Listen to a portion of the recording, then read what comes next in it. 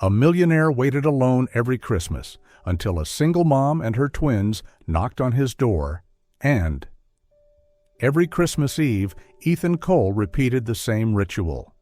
He sat in his glass house perched above the snowy town of Willow Creek, a glass of bourbon resting in his hand, his gaze fixed on the world outside the tall window.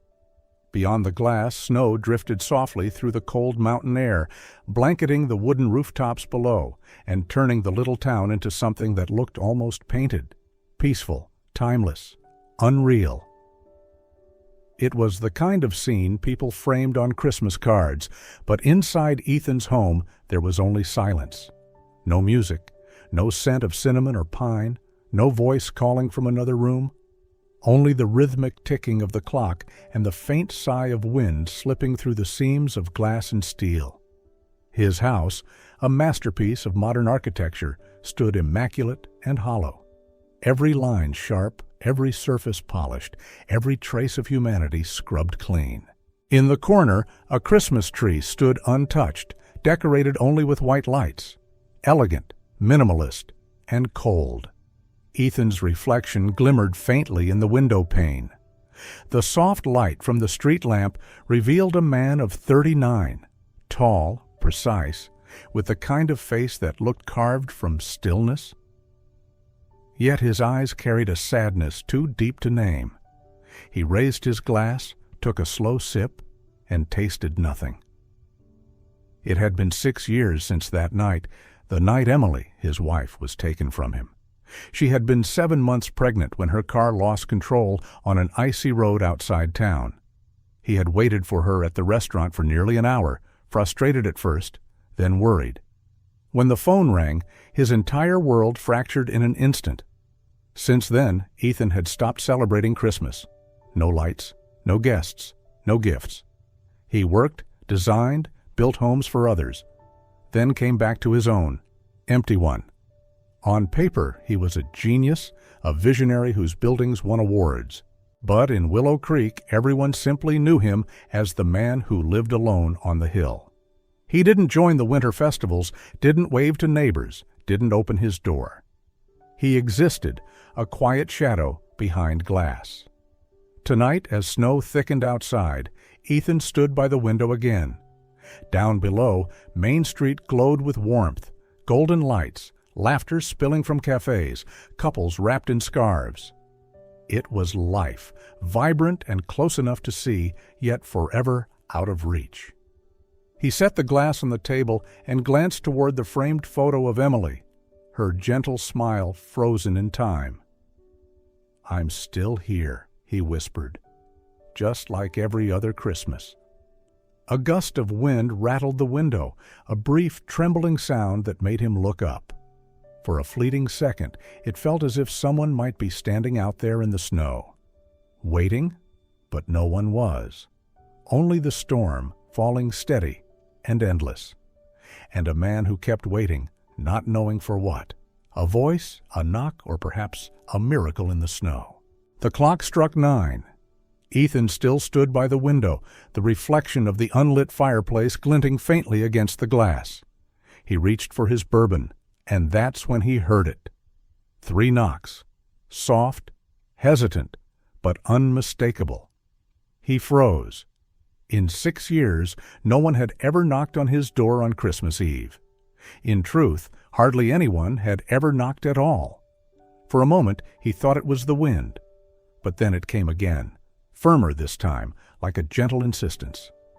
Setting his glass down, he crossed the wooden floor, each step echoing faintly through the wide, empty house. When his hand touched the cold brass handle, his pulse quickened. He opened the door, and a rush of mountain air swept in. Sharp, clean, carrying the scent of snow. What he saw made him forget how to breathe. 2 little girls stood before him, identical down to their rosy cheeks and matching wool hats. Their breath puffed like tiny clouds, mittens clutched around a red tin box tied with gold ribbon. Between them stood a young woman, her soft brown hair tucked beneath a knitted scarf, snow clinging to her coat. Her smile was apologetic but kind. "I'm so sorry to bother you," she began, her voice trembling slightly from the cold. "We're delivering Christmas cookies to our new neighbors." The girl on the left lifted the box high.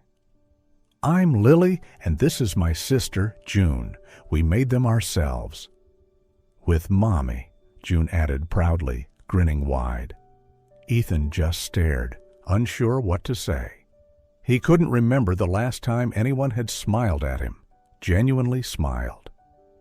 The three of them stood there, two bright little lights and the woman who held them together, a portrait of warmth against the stark winter night. "I don't usually have visitors," he managed at last. The woman's lips curved. "I understand. We just moved to Willow Creek last week. The blue house with the red door down the hill." He nodded slowly, then, before he could overthink, heard himself say, "It's freezing out here. Would you like to come in?" She hesitated. "Are you sure? We didn't mean to intrude." "I'm sure," he said quietly. "Please." As they stepped inside, a faint warmth seemed to follow. The twins slipped off their mittens, eyes wide as they looked around the immaculate space. "Wow," whispered Lily. "It's like a glass castle." "But kind of a lonely one," June added, matter-of-factly. Clara chuckled softly. "Girls, that's not polite." "It's all right," Ethan said, surprised by how gentle his own voice sounded. "They're not wrong." He moved toward the kitchen, remembering the pot of cocoa he'd left warming hours ago. "Would you like some hot chocolate?" "Yes, please," the twins chimed in unison. Soon the rich smell of cocoa filled the air. Clara set the red tin on the counter and opened it. Inside were sugar cookies shaped like trees, snowmen, and stars, uneven, imperfect, but full of charm. "We made them together," she said with an embarrassed laugh. "They're not exactly bakery quality." "We added more sugar," June announced proudly, "because Christmas should taste sweet." Ethan laughed, a real unguarded sound that startled even him. "Sweet as Christmas," he repeated softly. "I like that."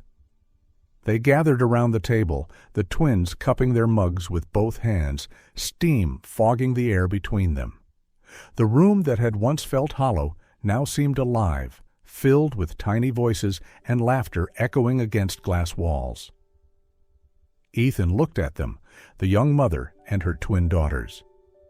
And something inside him shifted, almost imperceptibly. For the first time in 6 years, the silence in his house was broken. And he realized he didn't miss it at all. The scent of hot cocoa filled the kitchen, mingling with the buttery sweetness of the cookies Lily and June had brought. The house, once silent, now carried the sounds of life, soft giggles, the clink of spoons, and the gentle rhythm of Clara's voice, calm and melodic, like background music Ethan didn't know he'd missed. Lily sat on a stool, stirring her cocoa with a cinnamon stick, her bright eyes curious. "Mr. Ethan, why don't you have any twinkly lights?" Ethan glanced up, smiling faintly. "I suppose I forgot." June tilted her head. "You forgot Christmas?" He hesitated, then nodded. "Maybe I did?" The twins exchanged a look, their brows furrowed, as if contemplating a great mystery.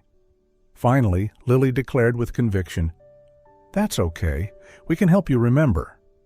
Clara chuckled, shaking her head. "Girls, don't bother him." "It's not a bother," Ethan said softly.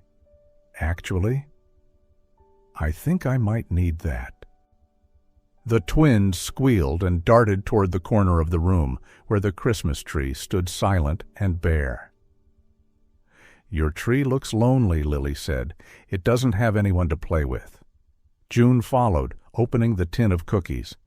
She picked out a star-shaped one and hung it on a branch with a piece of red ribbon she'd pulled from her coat. "Now it has a friend." Ethan watched them, frozen for a moment. Under the warm light, the two little girls worked with clumsy determination, their small hands moving carefully, their laughter echoing softly through the glass house. Clara stood back, watching quietly, her smile tinged with tenderness. Ethan finally stepped closer. "Maybe we can add something else," he said. "Like what?" Lily asked, her eyes wide. He paused, then walked to the old wooden cabinet by the wall. After a moment, he pulled out a small silver tin. Inside were several delicate glass ornaments, the only ones he'd kept from the Christmases long ago. Clara noticed the tremor in his hand. "Are you sure?" she asked gently. He nodded, the faintest smile on his lips. "It's time." He handed each girl a glass ornament, showing them how to hang them carefully on the lower branches. Light from the bulbs shimmered through the crystal, scattering tiny reflections across the walls. June looked up at him, whispering, "Now the tree is smiling." Ethan followed her gaze, and for the first time in years he saw it too.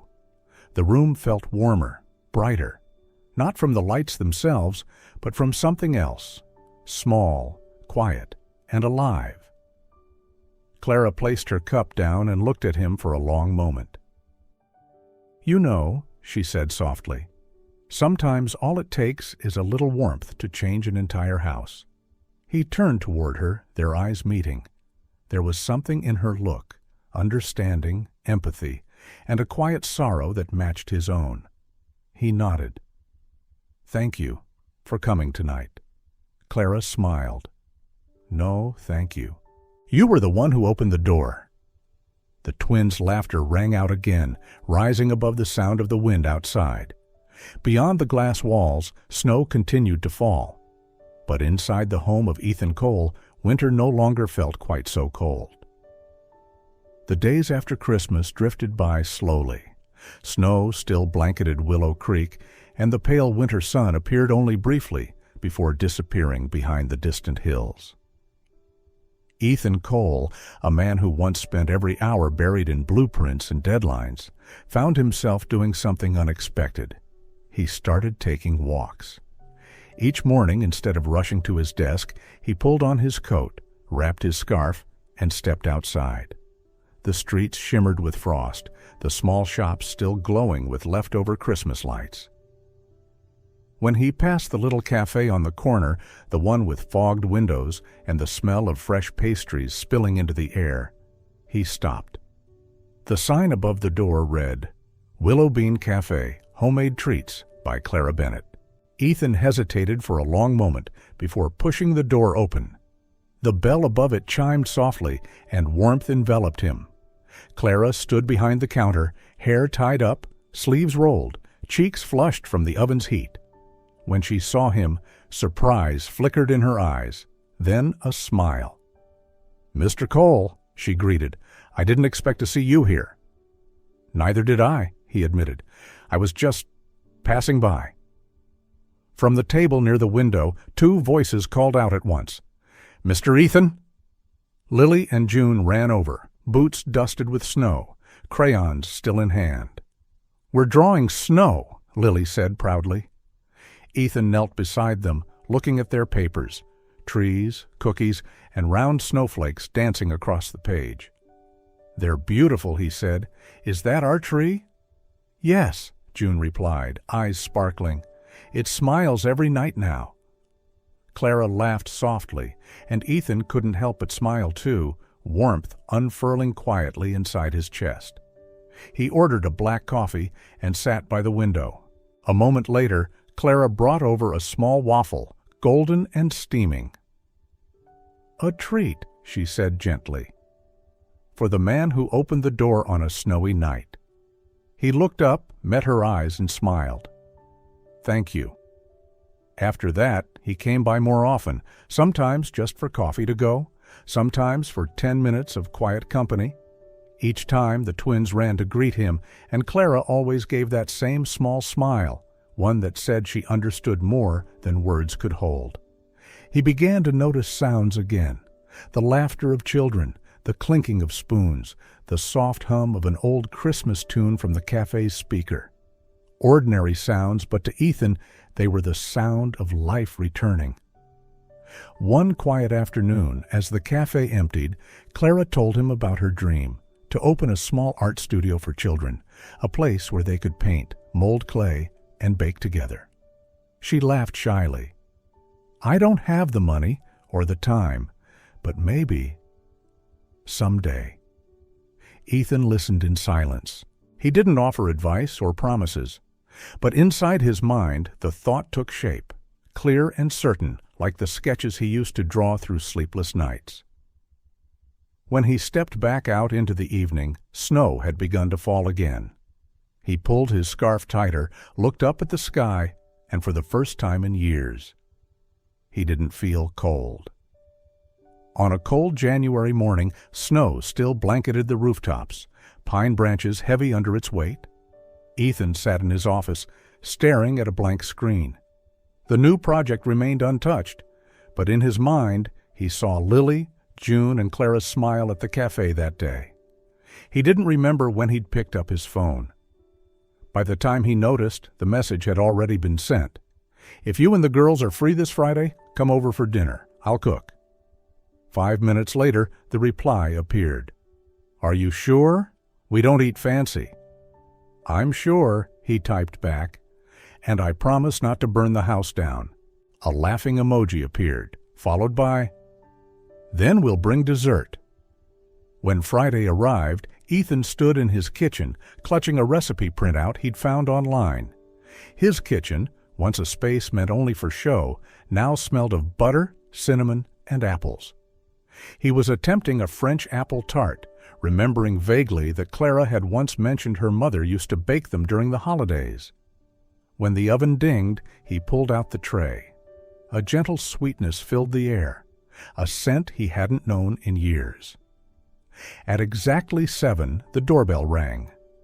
Clara stood on the porch, her coat dusted with snow, hair falling loosely over her shoulders. Behind her, the twins peeked out, holding a red-wrapped box. "Hi," she said with a shy smile. "We brought pudding. Hope it's edible." "And we brought presents for your tree," Lily added, proudly showing 2 shiny ornaments. Ethan chuckled, bending down. "The tree will love them." They stepped inside, the warmth embracing them instantly. The snowflakes on their coats glittered under the light, making the whole room feel alive. Clara's eyes widened as she looked toward the dining table. "You actually cooked?" He rubbed the back of his neck, sheepish. "I tried." 3 plates sat perfectly arranged, with the golden tart still steaming in the center. Clara sat down, staring at it for a long moment. Her expression softened. "You know," she said quietly, "my mom used to make this every Christmas. I didn't think I'd ever smell it again." Ethan nodded. "You mentioned it once. I thought maybe you'd like it." She smiled, eyes glistening. "I really do." Dinner was simple, messy, sometimes loud, full of laughter. Lily and June told stories about school. Ethan and Clara shared amused glances between bites. Everything was imperfect, yet somehow it felt right. When the meal ended, Lily declared, "Your pie tastes just like Mommy's." June added, "But maybe a little less sweet." Ethan laughed. "Then next time I'll add more sugar." Clara raised an eyebrow, smiling. "Next time?" He looked at her, nodding softly. "If you're free." Lily clapped her hands. "We'll come. We have to keep your tree smiling." Outside, snow began to fall again. Inside, for the first time in 6 years, laughter filled the glass house, and stayed. That night, wind swept through the pines surrounding Ethan's home. The sky was dark, the moon veiled by drifting snow. Inside, for the first time in years, the fireplace burned softly, casting a warm amber glow across the room. Clara sat on the gray sofa while her twin daughters lay curled up on the rug, fast asleep after finishing an old Christmas movie. Ethan sat across from her, a mug of cocoa in hand, watching the flames dance quietly. The only sounds were the wind outside and the gentle breathing of the two little girls. "Thank you for dinner," Clara said softly, her voice barely above a whisper. "The girls had such a good time. I did too." Ethan nodded. "I'm glad they came, and that you did." She looked up at him. Their eyes met, and for a long moment there was no need for words, only that quiet, fragile sense of trust that lives between two people who understand loneliness. Finally, she said, "It's been a long time since I've felt this peaceful." Ethan's fingers tightened around his mug. "Me too." He paused, his gaze fixed on the fire. "Clara, there's something I've never told anyone." She stayed still, waiting. "My wife's name was Emily," he began. "She died 6 years ago in a car accident on an icy road. She was 7 months pregnant with our son." Clara didn't speak. The firelight flickered gently across her face. Ethan's voice stayed steady, but his eyes seemed lost somewhere far away, seeing a memory he couldn't escape. "I was supposed to pick her up after work, but I got delayed. She drove alone, and—" He swallowed hard. "I blamed myself. Every year since, I've wondered what would have happened if I'd been there a little sooner." Clara's voice was soft. "You couldn't have known." "Maybe not," he said quietly. "But the guilt stayed. I tried to bury it in work, in building homes for other people. But this one—" He glanced around the room. "I could never make it feel alive." Clara slowly set her mug down. "I know what that's like." Ethan turned to her. "You do?" She nodded, her eyes gentle, yet heavy with memory. "The twins' father, Ryan, left when he found out I was pregnant. He said he wasn't ready. I cried for months. People called me foolish, reckless. I lost my job, my friends, everything but the two little hearts growing inside me." Her voice trembled slightly, but her gaze remained steady. "I don't regret a thing, but sometimes I worry they'll grow up never knowing what a good father is supposed to look like." Ethan said nothing at first. He simply looked at her, really looked, with a kind of quiet empathy that needed no language. "They're lucky," he said finally, "to have you." Clara smiled faintly, tears glistening in her eyes. "And you have a kinder heart than you realize." A long silence followed. The fire crackled softly, painting gold light across their faces. Then Clara whispered, "Maybe healing doesn't mean forgetting. Maybe it just means not having to carry it alone anymore." Ethan nodded, his eyes reflecting the flames. "Maybe you're right." They sat there in stillness, side by side, saying nothing more.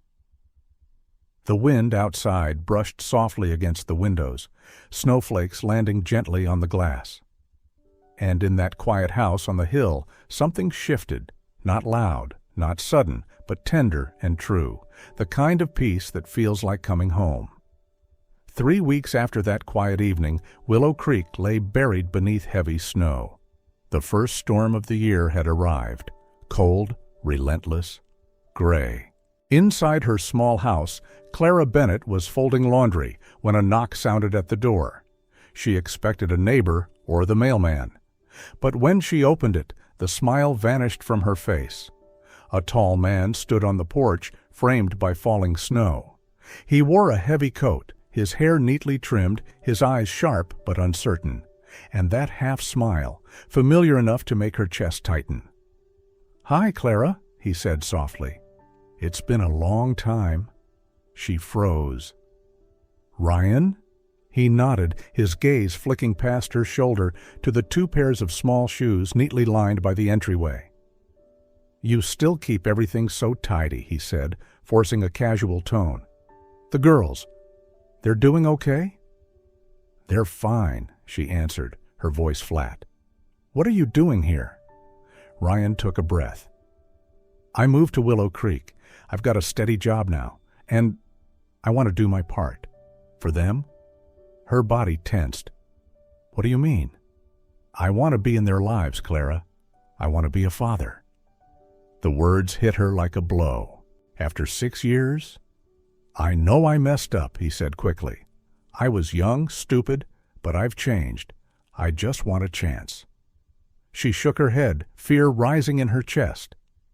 "No, Ryan, you can't just show up and decide you're ready now." He hesitated, then said quietly, "I've spoken to a lawyer. You'll be hearing from him soon." She stood motionless. When the door finally closed, she leaned against it, trembling. Outside, snow kept falling, but inside, a different kind of storm had begun. 2 days later, when Ethan walked into the cafe, he knew something was wrong. Clara sat behind the counter, pale and silent, a crumpled letter in her hands. "Clara?" he asked gently. She looked up, eyes red. Then she handed him the paper. A court summons, a petition for shared custody. Ethan read it, then exhaled slowly. "Ryan?" She nodded. "He says he wants to make things right, but Ethan, I'm terrified. I can't afford a lawyer. I don't know what to do." He placed his hand on the counter, his voice calm but firm. "You won't do this alone." "No, Ethan," she shook her head quickly. "You've done enough. I can't ask you for more." He met her gaze, steady and kind. "Clara, you've never asked me for anything, but sometimes someone needs to stand beside you, not out of duty, but because they want to." Her eyes filled with tears. "I don't want to drag you into this." "You didn't," he said softly. "I'm already here. I was here when you knocked on my door, and I'll be here now, when someone else tries to take away what matters most to you." 2 weeks later, the small courtroom an hour from Willow Creek was silent, except for the ticking of the clock. Ryan sat across the aisle in a crisp shirt, polished, confident. His lawyer smiled like the outcome was already written. Clara sat stiffly, her hands trembling in her lap. Beside her, Ethan waited. Calm, composed, a quiet strength at her side. When his name was called, he rose and walked to the witness stand. He spoke slowly, his voice steady, but full of emotion.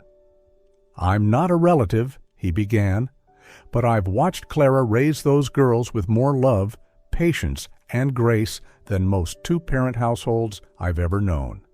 Those children are happy, they are safe, they are loved." He paused, meeting the judge's eyes. "I'm not here to erase anyone's place. But if this court wonders whether those girls will ever have someone who shows up, truly shows up, I'll be that man, not to claim a title, but to never walk away again." The room fell completely silent. Clara's tears slipped quietly down her cheeks. Even Ryan's lawyer stopped scribbling, and for the first time in years, Ethan felt something break open inside him. Not pain this time, but courage. Outside, the snow began to fall again, soft, steady, and fearless, because this time it wasn't a storm to endure.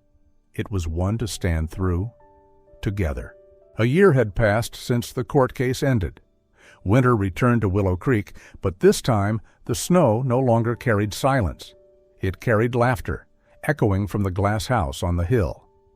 Ethan Cole's home was no longer the same. The walls that once gleamed with emptiness now glowed with strings of lights, paper snowflakes, child-made crafts, and tiny painted handprints. The living room, once too quiet, was now filled with the sound of life. Ethan sat cross-legged on the floor, wearing a soft gray sweater, trying to rebuild a Lego castle that Lily and June had just enthusiastically redesigned. "No, that piece goes on the left," Lily shouted between giggles. "Right," June argued. "And if you two keep instructing me," Ethan said, pretending to sigh, "this castle will never exist, only ruins." All three burst out laughing. From the kitchen, Clara peeked out, a wooden spoon in hand. "Ethan Cole, are you teaching them architecture or negotiation?" He looked up, grinning. Both. They're fast learners. Clara rolled her eyes with a smile and turned back to the oven. The sweet scent of butter and cinnamon filled the air. On the table, colored paper, glue, and ribbons lay scattered, remnants of the afternoon's Christmas crafts. Their life over the past year hadn't been grand, but it had been steady, genuine, beautiful in its simplicity. After the trial, Ryan left town for good. Clara had been granted full custody. Ethan never spoke about his promise in court. He simply lived it. He started visiting every day. Then one day, there was no need to visit anymore. He was already home. Clara's little dream had bloomed. Little Hand Studio, a small art and baking workshop for children.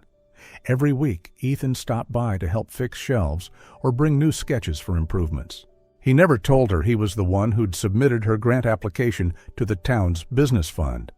She never asked. They just worked, side by side, quietly content. Then, one crisp autumn morning, in a small courthouse room, the judge smiled and signed the final paper. Ethan Cole was officially the legal guardian of Lily and June. That day, as the twins threw their arms around him, he whispered, "From now on, you'll never have to knock again. My door will always be open." After that, everyone in town began calling them the Cole family. Tonight, winter wind brushed softly against the glass, but the light inside shimmered like a constellation. Lily and June stood beside Clara in pink aprons, decorating cookies with far more icing than necessary. "Don't eat it yet," Clara warned, but Lily already had a mouthful of dough. Ethan walked in, arms crossed. "All right, who's the culprit?" "Not me," June said quickly, as crumbs fell from her hand. Everyone laughed. Clara shook her head and handed Ethan a steaming mug of hot cider. "Welcome home." He took it, smiling. "Home?" he repeated softly, as if tasting the word for the first time. He looked around, at the glowing tree, the colorful drawings on the wall, and the three people laughing in front of him. Everything he'd lost, somehow, had found its way back. Not the same as before, but enough to make him believe in miracles again. Later, when Lily and June had fallen asleep on the couch, Clara pulled a blanket over them and sat beside Ethan. Neither of them spoke. They simply watched the fire, the same fire he once feared to light, now burning warmly every night. Outside, snow fell quietly. Inside, there was laughter, breath, and a peace so gentle it almost felt sacred. He finally understood. Winter wasn't the end of things. It was where new beginnings learned to bloom beneath the snow. Christmas had come again to Willow Creek. Snow blanketed every rooftop, golden lights glowed from windows, and laughter drifted through the frosty air. On the hill, Ethan Cole's glass house shimmered warmly, no longer cold, but alive. Inside, Clara was tying ribbons on boxes of cookies, while Lily and June debated whether snowmen or hearts made better shapes. Ethan stood by the tall window, watching the gentle snowfall outside. His reflection was calm now, not lonely, not distant, just peaceful. "Dad," Lily called. "We're done, but June says the snowman looks weird." Ethan turned, hiding a grin. "That's because it has 3 eyes, sweetheart." "I dropped a candy, that's all," June protested, making everyone laugh. Clara smiled at them, cheeks glowing. "All right, my artists. Take those cookies to the neighbors before they get cold." "Are you coming too?" Lily asked. "Of course," Ethan said, putting on his coat and wrapping an arm around Clara's shoulder. "Christmas is for sharing." They stepped outside together. The wind brushed softly against their faces, carrying the faint sound of church bells. Lily and June held the cookie boxes carefully, their boots crunching over the fresh snow. At the end of the hill, June stopped and turned back. The house behind them glowed like a lantern in the night. "Dad," she said quietly, "who was the first person to knock on our door last year?" Ethan smiled. "It was you and your mom, I remember every knock." June tilted her head. "Then this year I'll knock again, but just to remind you that we don't have to wait anymore." Ethan knelt beside her, placing a hand on her shoulder. "And I promise," he said, "every year from now on, I'll be the first one to knock, just to remind you that home is always waiting." Lily giggled, lifted her mittened hand, and knocked gently on the wooden door. Knock, knock, knock. The sound echoed through the snowy night, the same as a year ago. But now it wasn't loneliness calling out. It was joy, belonging, and love. Clara reached for Ethan's hand. "Funny, isn't it?" she said softly. "One knock changed everything." He looked at her, eyes glinting under the snowfall. "I remember," he whispered, "and I'll never forget." They stood there, 4 figures in the falling snow, light spilling from the house behind them, laughter mingling with the chime of distant bells. Midnight, Christmas. Ethan squeezed Clara's hand, his voice low and full of warmth. "Now I know. Happiness isn't when someone knocks on your door. It's when you finally open it." And as the snow continued to fall, the door behind them stayed ajar.